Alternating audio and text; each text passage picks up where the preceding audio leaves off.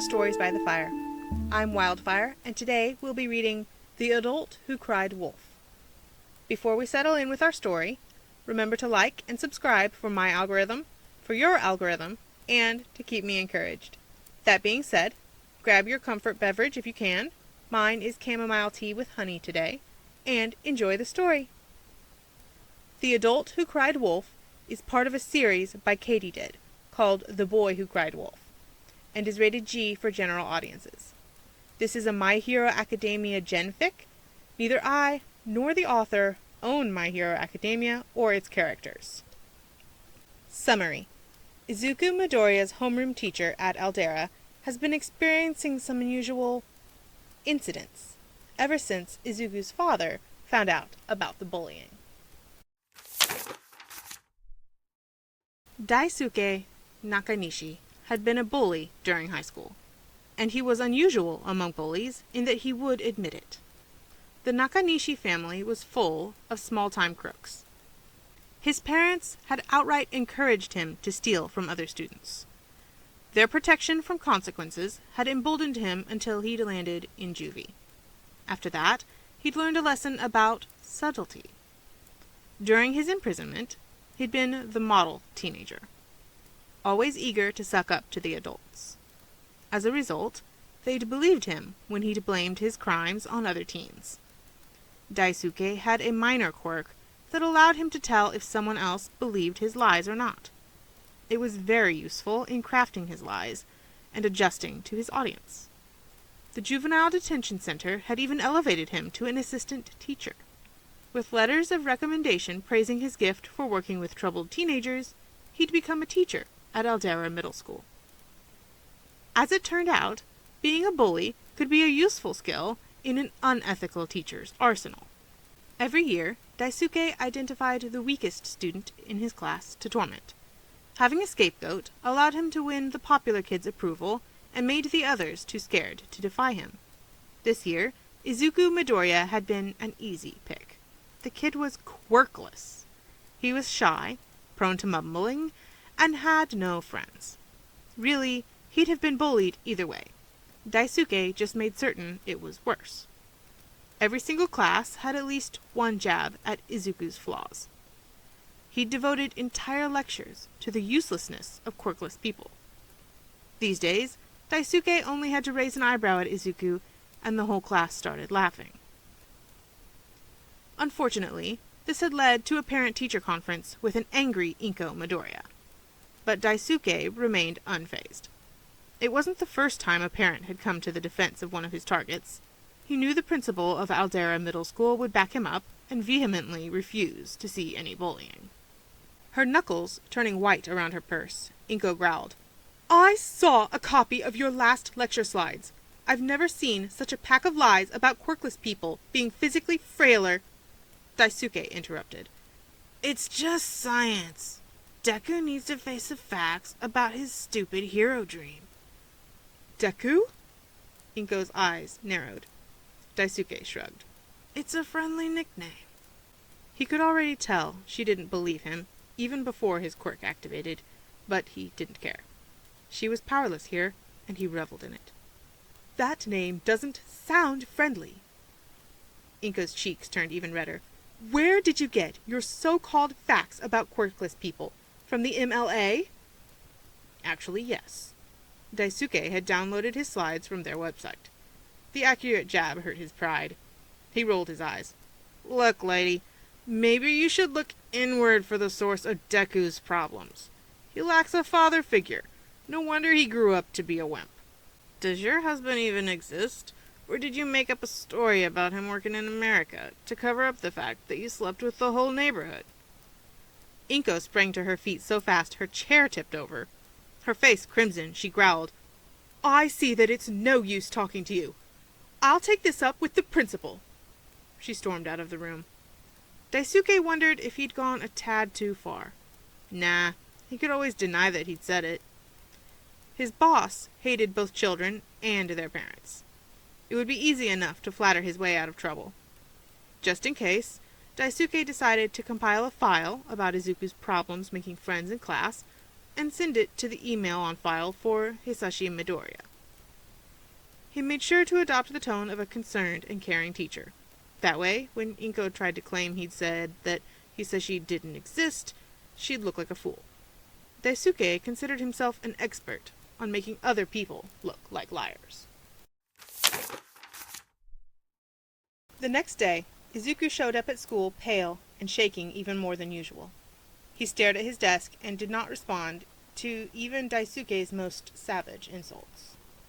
The other children, scenting blood in the water like sharks, surrounded Izuku.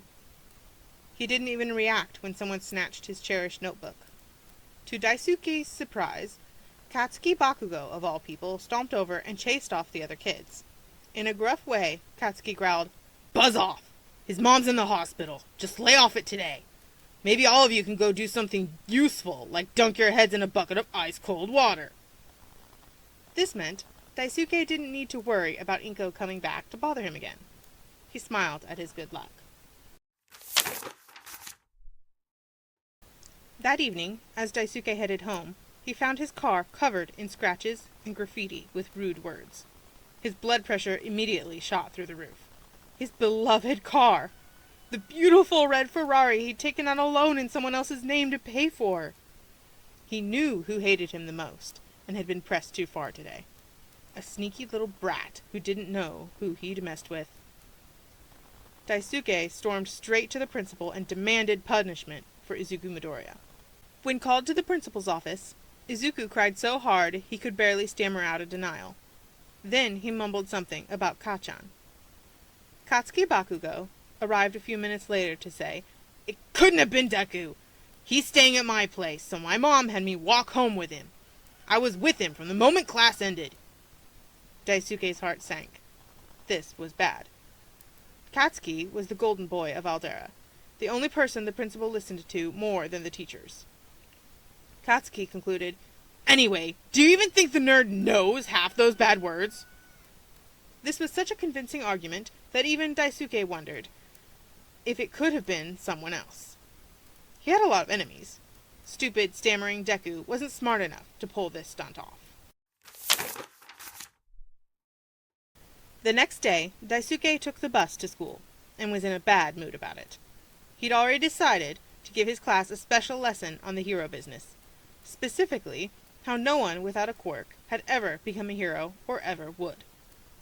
Normally, these lectures made Izuku angry or upset. If he didn't snap back with statistics, he would at least flinch. But this time, Izuku only stared out the window. It was no fun when Daisuke's prey didn't react.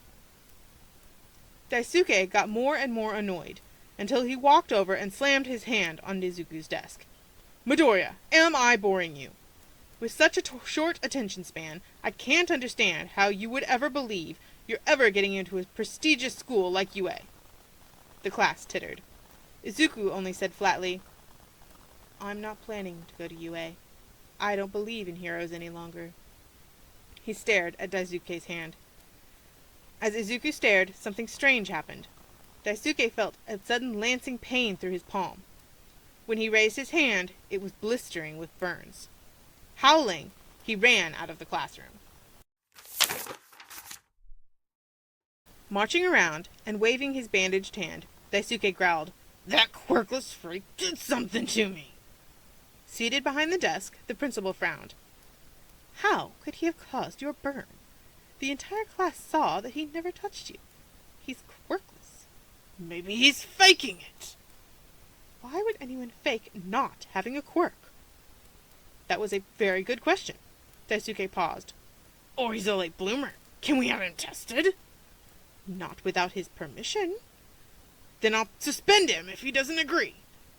We have to investigate. Imagine the potential scandal if we fail to notice a child with a strong quirk. Let's make sure." The warm buzz in Daisuke's head from his quirk told him this appeal to self-interest had finally convinced the principal. Daisuke had his own scheme. If it turned out Izuku had a hidden quirk, then he could be charged with a crime for evading the quirk registry. In fact, Izuku easily agreed to visit another doctor. The diagnosis was the same: quirkless from birth, indisputable due to his toe joint. Izuku billed the school for the tests. The principal was not happy, at all. Daisuke received a late-night phone call from his cousin, Yoshimune. Odd, because usually his family only called if they wanted to borrow money. Yoshimune cut straight to the chase. Did you piss off someone powerful? Because someone's looking into your background. Someone? Daisuke's hand tightened on the phone. Who? Someone big, Yoshimune said mysteriously. The guy on the phone was scary. Say his name was something. Hisashi? Anyway, since you're my favorite cousin, I raised the bribe to 1,000,000 yen before I spent all the details about your criminal record. Swearing, Daisuke hung up the phone. He logged into his bank accounts, planning to cover his tracks concerning the money he'd embezzled from Aldera and bullied out of teenagers. But his bank account was completely empty. Someone had hacked him. Daisuke burst into the principal's office. Izuku Midoriya is some kind of criminal, and he's out to get me. Who? The principal asked. His brow wrinkled. Is this about the quirkless kid again? His father is on a vendetta against me. He stole all my money. I knew that kid had criminal roots. I mean, he's quirkless, so he can't come from a good family. Daisuke was leaning into the principal's prejudices. He activated his quirk, trying to tell if it had worked. Leaning back in his chair, the principal sighed. Do you have any evidence this time? I asked around all my relatives, and they'd heard of a big-time villain who's using the name Hisashi, among other aliases. The principal just stared. Daisuke realized this sounded a lot less convincing if you didn't know he came from a family of villainous minions. Not that he could admit that part. The vibes in Daisuke's head were ice cold. This meant the principal didn't believe him at all, and wasn't even open to being convinced. Fine, I'll go to the police. But Daisuke didn't have any interest in involving the police in his business. Too much of his money had been acquired through illicit means. Instead, he'd handle this how his family usually handled problems. Daisuke broke into the Midoriya residence armed with a crowbar. According to school records, Izuku had stopped staying with the Bakugos because his father had returned home. Daisuke was going to beat up Hisashi Midoriya, beat up the quirkless brat too for fun, steal everything in his house, and then flee Japan. It wouldn't be the first time a member of his family had pulled such a stunt. They all had passports under fake names prepared. Since Daisuke knew that Hisashi Midoriya was secretly a very dangerous villain, he planned a surprise attack. From the moment he stepped into the bedroom, a strange chill ran down his spine, an aura of fear and terror making his hands shake. But like everyone in his family, Daisuke ignored all premonitions of common sense. Snarling, Daisuke threw the crowbar with his good hand. It struck the man sleeping on the bed. He did not even make a sound, but blood flowed from his head. Daisuke pumped a fist in the air. I knew it was right for me to ignore that weird feeling. Vengeance is mine.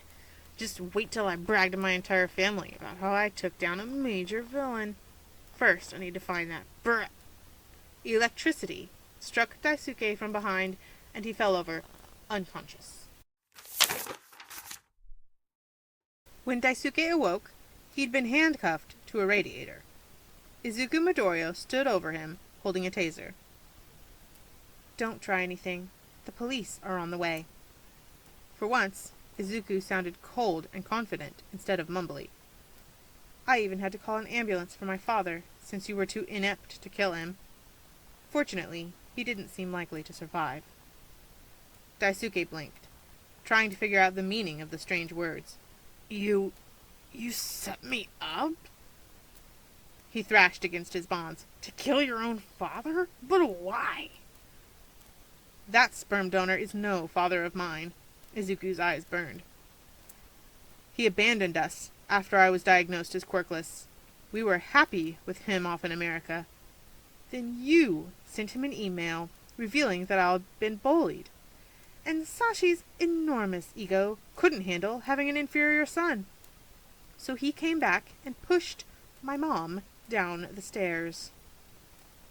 Dark hatred filled Izuku's tone. Hatred for his father, and hatred for Daisuke. My sperm donor was no criminal mastermind. I only had to drop a few hints to your idiot cousin, though, and you ate it right up. I knew you'd want to believe that your enemy had been someone grand and powerful, not a mere quirkless kid. Then you planned this all, Daisuke said slowly, with the powerful quirk you've been hiding. Izuku laughed harshly. It's all about quirks for you. I never needed a quirk to get revenge. I destroyed your car.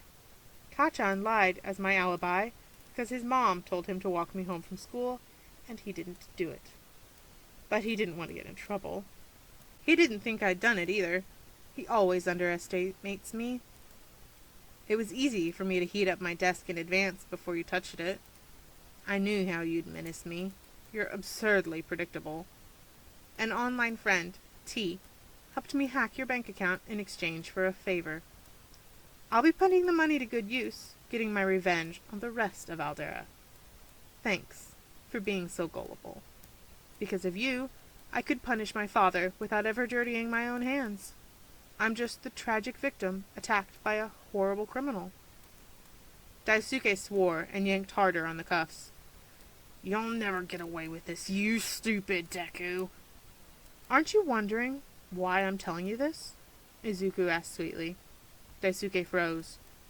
Why are you telling me this? He had a sudden horrible feeling that the evil brat might be about to murder him. It happened that way in movies. Because no one will ever believe you. Not after you've been wrong so many times.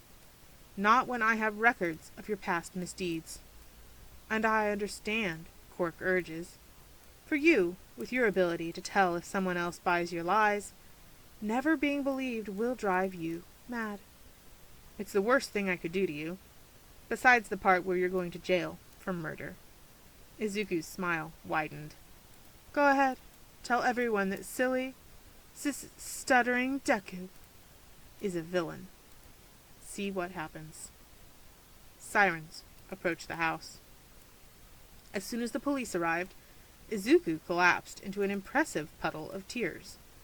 A policewoman wrapped a blanket around his shoulders and comforted him. Upstairs, the paramedics frantically tried to resurrect Izuku Midoriya. Daisuke fought as the police dragged him away. You don't understand! That kid is an evil mastermind! If you let him go, he'll one day become a threat to all of Japan! But their expressions and his quirk remained ice cold with disbelief. Author's note. To trick my readers, I left it ambiguous if this fic was dad for one, but it is not. Izuku Midoriya is just a jerk who mistreated his wife. But hey, at this rate, All for One will be eager to adopt such a promising young villain. Especially since someone with the name starting with T helped Izuku out with the hacking. Thank you to Gentry Child for helping me come up with a fast prompt. I think Katie did a really good job setting this up, where Izuku is just almost invisibly in the background, tugging on the tiny threads until his tapestry comes together. I do plan to record the rest of the series. They're not connected, these parts of the series, but they do all tie into the Boy Who Cried Wolf theme. So I do plan to do the rest of those. I will be placing the link to the original fic in our description. There will also be a link to my Discord page if anybody wants to come hang out. I do appreciate constructive criticism and advice, and of course comments on the story itself. The link to the original work will be in the description, as well as a link to the Stories by the Fire Discord server if anyone wants to come chatter. I do appreciate constructive criticism and advice in regards to my videos, and I would love to hear what you have to say about the story itself. Before we head out, my littlest embers here have a message for you guys. Like the video to support Wildfire. Subscribe to Stories by the Fire to find the rest of our videos. Thank you. hit the bell so you know when the next videos come up. Have a peaceful day or night. Bye-bye.